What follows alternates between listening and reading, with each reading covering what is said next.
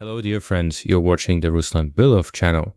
Well then, hostilities continue and Russia is breaching the border in yet another location, preparing for an offensive on Kharkiv.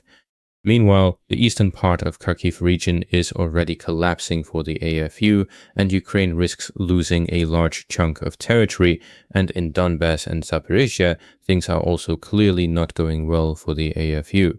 Today, 2 more settlements came under Russian control. In this episode, we'll go through all the changes at the front over the past 24 hours. Let's start with Sumy region.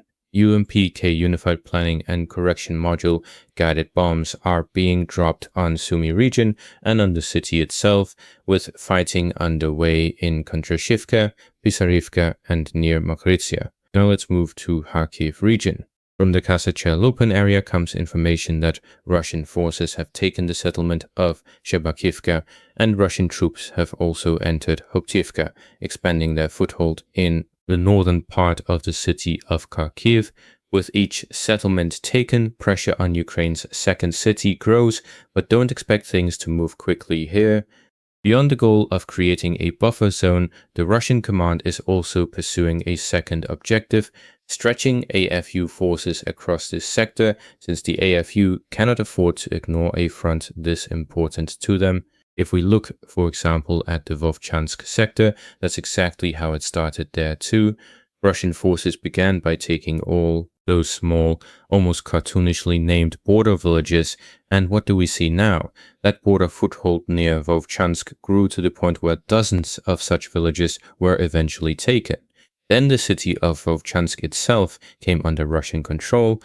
From there, Russian forces pushed further into Kharkiv region, managing to take the fairly sizable neighboring settlement of Byly-Kolodyaz as well, and the advance continues. Overall, who knows what the Ukrainian army will look like by, say, 2027, 2028, or 2029. It's possible the country could become exhausted enough to start losing even cities of this size. Some groundwork toward that is essentially being laid now, but I don't think an assault on such cities should be expected this year or even next. The Ukrainian army isn't currently weak enough to let Russian forces reach the city itself here. Now let's turn to the Vovchansk sector itself, from which a video confirmation of new Russian advances came in today. We received footage from a Ukrainian drone showing it striking Russian assault troops moving toward the settlement of Shern. As you can see, the objective of this movement is clear: to close this pocket, and the Russian side is moving rapidly toward that goal. At this point, Russian forces have roughly 14 kilometers left to cover from both sides of this pocket to fully seal it off, after which they would continue southward along the entire width of the front, which spans more than 50 kilometers here. Interestingly, there are no significant large settlements in this area, nothing on the scale of, say, Dropilia, which had a pre-war population of only about 5,000. The largest settlement here is Veliki Burluk, with a pre-war population of only about 5,000. The prospects on this front look quite favorable in my view. The AFU is short of infantry across the entire front, and I think they'll end up sacrificing this direction since they won't be able to hold this sector with their own infantry. They've thrown Colombian mercenaries into this sector, whose fate is unlikely to be enviable. Not many of them will manage to earn anything from this war. And overall, it's precisely in Kharkiv region right now where some of the bloodiest fighting on the entire front is taking place. Gaps are being plugged with whoever is available, and AFU soldiers are being thrown in, quite literally, as cannon fodder. Now let's move to Kupansk. It's been a while since we had objective control footage from there, and it looks like today that finally came through. From the western bank of Kupansk, we received footage from the Ukrainian side showing strikes on Russian assault troops. In this part of the city, the Russian army continues expanding its zone of control. As you'll recall, AFU Commander-in-Chief Dropilia, a general at the time, organized a powerful attack on the city specifically here, aimed at fully clearing its western bank. As of today, Russian forces have fully recovered the positions they held before that attack began. Finishing off the city isn't currently advantageous for the Russian side either. Right now it's more useful to entrench as firmly as possible and let the Ukrainian side keep expending resources on assaults and losing infantry there. Overall, the Russian army's objective here is essentially to wait for the northern grouping to establish solid, full-scale supply lines to the western part of the city from the north from Russian territory. The original idea of pushing into the western part of the city was fairly weak to begin with.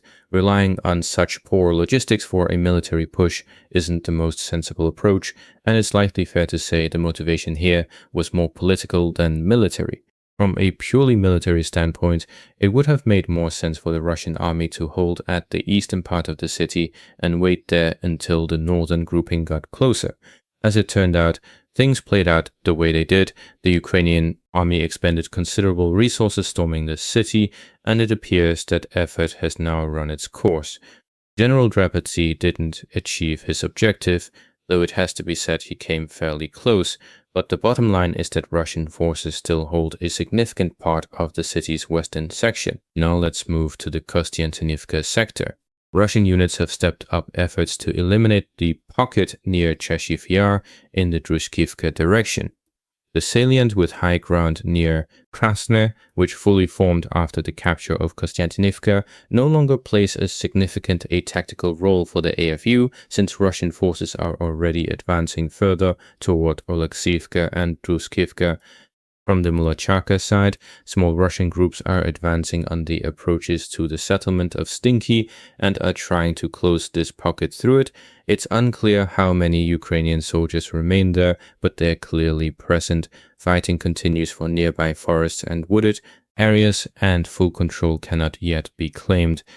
There's relatively little cover in this terrain that could be occupied to fully control the territory, especially since Ukrainian forces are making use of the wide tree lines further north near Verolybivka, where a substantial Ukrainian presence also remains. From the Cheshiv Yar side, Russian infantry is gradually pushing Ukrainian soldiers back into Krasne from the western districts of the city. Ukrainian forces have previously carried out frequent attacks here, so the Shevchenko and Yuzhny districts have repeatedly changed hands and are now a gray zone lying in ruins. Given the objectively worsening tactical situation for the AFU here, further collapse and clearing of the pocket can be expected. This is unlikely to happen very quickly, naturally, since the drone situation here remains intense despite Russian successes in destroying agricultural drones and other unmanned infrastructure belonging to Ukrainian forces. In Shindrin, the entire eastern flank of this direction is considerably better fortified than the western one, though that's an advantage not only for the AFU on defense, but also for Russian forces on the offensive. Any fortified position offers shelter from the ever-present drones, and the troop density seen in earlier years is no longer present in 2026. The main challenge remains crossing open terrain. Overall, Russian forces will gradually finish clearing these fields and push north and northwest toward Dropilia and Kramatorsk. The territory itself isn't enormous, but overcoming it is a major challenge. The AFU has built a great many well-fortified positions here, and dislodging them is a very difficult task, which is why the front in this direction moves slowly. If the Ukrainian side didn't have infantry shortages, I can't imagine how these positions could be dislodged at all. If part of the infantry is wiped out by airstrikes, say, they'd simply bring in fresh troops, and the whole process would start over, potentially dragging on for years. Fortunately for Russian forces, the AFU's infantry shortages are severe, though that doesn't mean infantry is entirely absent. Someone is still holding a front more than 1,000 kilometers long. Let's move to the Dropilia sector. There is Russian advance today south of the city toward the settlement of Novorossiysk. There's no objective control footage yet, and it's quite interesting how Russian infantry got there from the east or from the south. If via the east they would have had to take Matyashevo under their control first and reach Novorossiysk that way, there's something of a fog of war here, since we haven't seen objective control footage from this area in some time. As for the city of Dropilia itself, the Russian army continues striking Ukrainian positions in multi-story apartment buildings with UMPK bombs, buildings that most likely conceal first-person view, FPV, drone operators hindering Russian advances in the city. Strikes are also being carried out almost regularly on the Pavlorad-Pokrovsk highway. Pavlorad is a critically important settlement through which supplies flow to Ukrainian forces in the eastern regions. This highway is extremely important, and Russian forces have already attempted to bring it under drone control using Starlink-enabled drones. Within a couple of days, the highway was completely paralyzed, and Ukrainian forces' logistics collapsed almost instantly. I think this scenario could very well repeat this year or next, once the Russian side gets its own version of Starlink. Now let's go over the Separatia front. In this morning's update, I mentioned that the 121st AFU Brigade recorded an appeal to senior command regarding their dire situation there. Soldiers are reportedly left entirely without logistics, no food, no water, and so on. Fighting continues within the city of Kharkiv itself.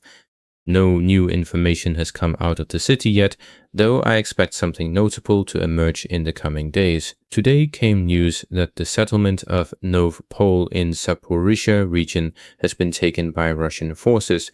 Notably, a Russian soldier is seen openly displaying the tricolor to the drone camera here, which suggests that control in this particular sector is fairly stable. Neighboring Blahodatne is also under Russian control as of today. As a result, isolated AFU groups remain almost fully encircled in a pocket around the settlements of Bratske, Andrivka, and Herasimivka. This is likely a maximum of a few dozen Ukrainian soldiers, but there's a strong chance they'll end up squeezed in this small cauldron and either be taken prisoner or meet their end there. The Strait of Hormuz situation remains fluid on the political side, and that's exactly why the economic numbers keep sliding.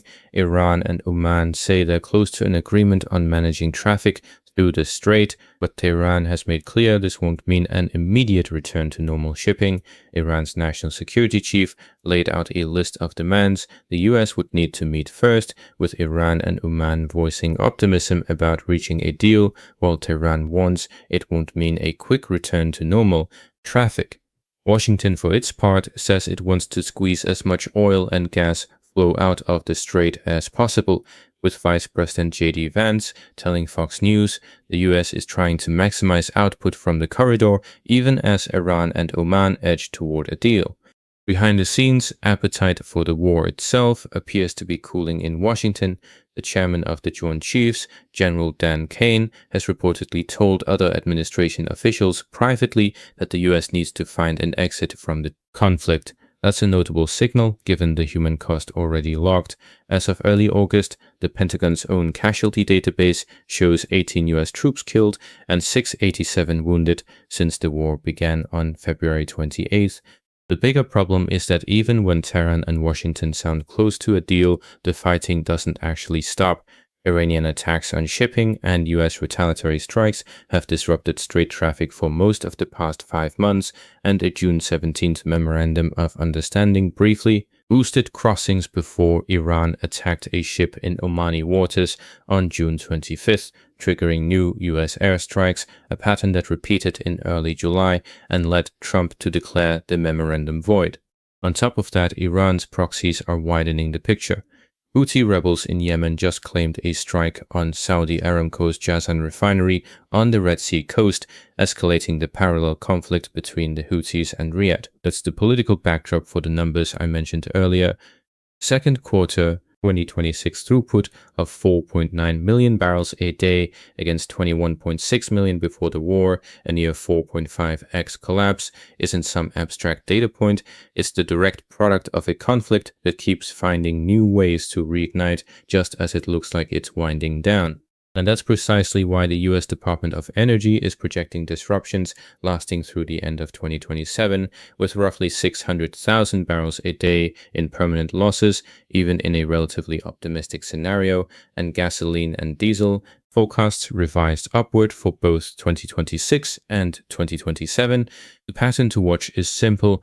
Every time diplomacy makes progress, an attack resets it. As long as that cycle continues, the reopening of Hormuz will keep being announced but never quite arrive, and the world keeps paying for it at the pump.